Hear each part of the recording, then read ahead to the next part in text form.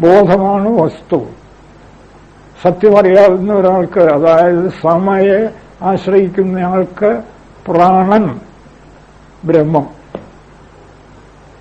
ഇപ്പുറത്ത് അഹങ്കാരം ബ്രഹ്മം. അഹങ്കാരം എന്നൊരു വസ്തുവില്ല, ഒരു രൂപം, ഒരു പേര്. ഇന്ദ്രിയങ്ങൾ ബ്രഹ്മം, ശരീരം ബ്രഹ്മം, അത് സമതൻ വിശേഷം ഏകം. ജഗത്ത് ബ്രഹ്മം. ചിതിഹാസ്തിഹ, ഇവിടെ ചിത്തയേ ഉള്ളൂ, അല്ലാതെ മറ്റൊന്നുമില്ല.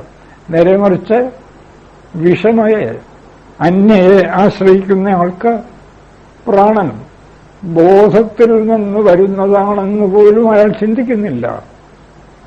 പ്രാണൻ എന്ന രൂപവും പ്രാണൻ എന്ന പേരും വന്നു. അതൊരു പുതിയ വസ്തുവായി അങ്ങോട്ട് തീരുമാനിച്ചു. ഇതാണ് പ്രാണൻ. അല്പം അങ്ങോട്ട് പോയി ഞാനെന്ന അഹങ്കാരം രൂപം കൊണ്ടു. അപ്പോ ഒരു രൂപവും ഒരു അഹങ്കാരം എന്ന പേരും. ഇത് അഹങ്കാരം, ഇത് പ്രാണൻ. കേട്ടോ, ഇത് അഹങ്കാരം. വിചാരങ്ങളും വികാരങ്ങളും രൂപം കൊണ്ടു ഒക്കെ ബോധത്തിൽ നിന്ന്.